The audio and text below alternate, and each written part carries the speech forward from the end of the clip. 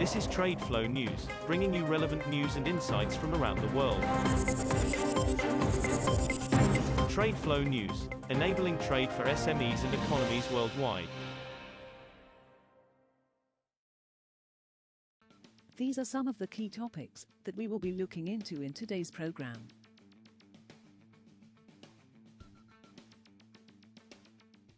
First, let's take a look at the overnight headlines which are impacting the commodity markets. World food prices eased for a second month in a row in July, reflecting declines for cereals, vegetable oils and dairy products, but remained up nearly a third over the past year, the United Nations Food Agency said on Thursday. The Food and Agriculture Organization's Food Price Index, which tracks international prices of the most globally traded food commodities, averaged 123.0 points last month compared with 124.6 in June. On a year-on-year basis, prices were up 31.0% in July. The index had declined in June for the first time in 12 months, marking a pause in a broad rally in agricultural commodities fueled by harvest setbacks and Chinese-fueled demand. Oil prices rose about 1% on Thursday on increasing Middle East tensions, but fresh movement restrictions imposed by countries to counter a surge in COVID-19 cases threatened the demand recovery. Brent crude oil futures rose 78 cents, or 1.1%, to $71.16 a barrel, after earlier dipping below $70 for the first time since July 21. U.S. West Texas Intermediate, WTI, crude futures traded 80 cents, or 1.2%, higher at $68.95 a barrel. Israeli jets struck what its military said were rocket launch sites in Lebanon early on Thursday in response to two rockets fired towards Israel from Lebanese territory, in an escalation of cross-border hostilities amid heightened tensions with Iran. Moving on to the top news in the energy sector. Singapore residual fuel oil inventories fell 2% in the week ended August 4 to a more than 4-month low as net import volumes remained depressed, official data showed on Thursday. Onshore fuel oil stocks fell by 466,000 barrels, or about 73,000 tons, to 22.44 million barrels, or 3.53 million tons, Enterprise Singapore data showed. While Singapore's net fuel oil imports recovered from a more than 3-year low of 93,000 tons in the previous week, to 436,000 tons, they were well below the 2021 weekly average of 700,000 tons. Weekly figures, however, are volatile. Investment bank UBS expects oil prices to resume their upward trend despite concerns over a surge in infections of the coronavirus Delta variant and projects Brent crude to trade between $75 and $80 per barrel in the second half of 2021. Brent futures were down 0.6% at $69.99 a barrel on Thursday, while U.S. West Texas Intermediate, WTI, futures were trading around $67.84 a barrel.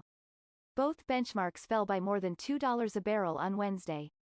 While regional differences remain significant in terms of reopening and the pace of vaccination, we believe the return to economic normalization will continue globally, lending support to oil prices in the months ahead, the bank said in a note.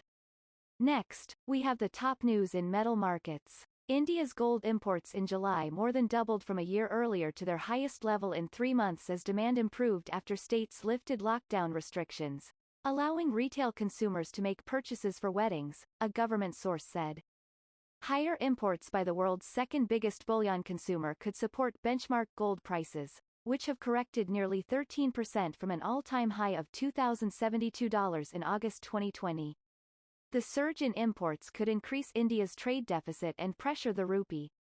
India imported 74 tons of gold in July, compared to 32 tons a year earlier, the government source said on Thursday, requesting to remain anonymous as he is not authorized to speak to the media. Tin and aluminium prices are likely to outperform the rest of the base metals complex in the second half of 2021 on strong demand and tight supply, state-backed Chinese research house Antike said on Thursday. Tin and aluminium are still much stronger than other metals, followed by nickel and lead, senior analyst Chia Kong said on a webinar. Base metal prices have surged to multi-year or record highs in 2021 on recovering demand from the pandemic, supply issues, monetary easing and speculative trading, raising costs for manufacturers in top metals consumer China.